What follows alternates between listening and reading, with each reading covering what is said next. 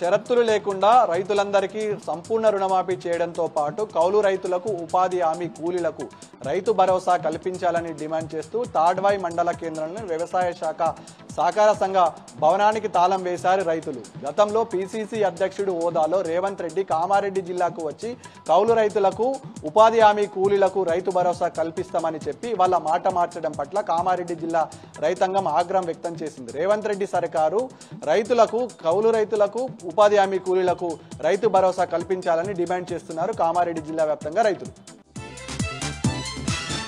ఇక నిజామాబాద్ జిల్లాలోని మరో ప్రధాన వార్త. నిజామాబాద్ జిల్లా కేంద్రంలోని భూమారెడ్డి కన్వెన్షన్లో భారత న్యాయ సంహిత 2023పై అవగాహన సదస్సును ఏర్పాటు చేశారు నిజామాబాద్ సిపి కల్మేశ్వర్.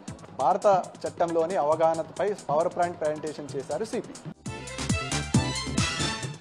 ఆరోగ్యశ్రీ అవుట్సోర్సింగ్ ఉద్యోగులను ప్రభుత్వ ఉద్యోగులుగా గుర్తించాలని డిమాండ్ చేస్తూ నిజామాబాద్ జిల్లా కేంద్రంలో ధర్నా చౌక్లో సిఐటియు ఆధ్వర్యంలో నిరసన కార్యక్రమాలు చేపట్టారు. గత కొద్ది రోజుల నుంచి నిరసన కొనసాగుతున్నాయి. ప్రభుత్వం తక్షణమే స్పందించి ఆరోగ్యశ్రీ ఉద్యోగులకు ప్రభుత్వ ఉద్యోగులుగా గుర్తించాలని డిమాండ్ చేశారు సిఐటియు నాయకులు.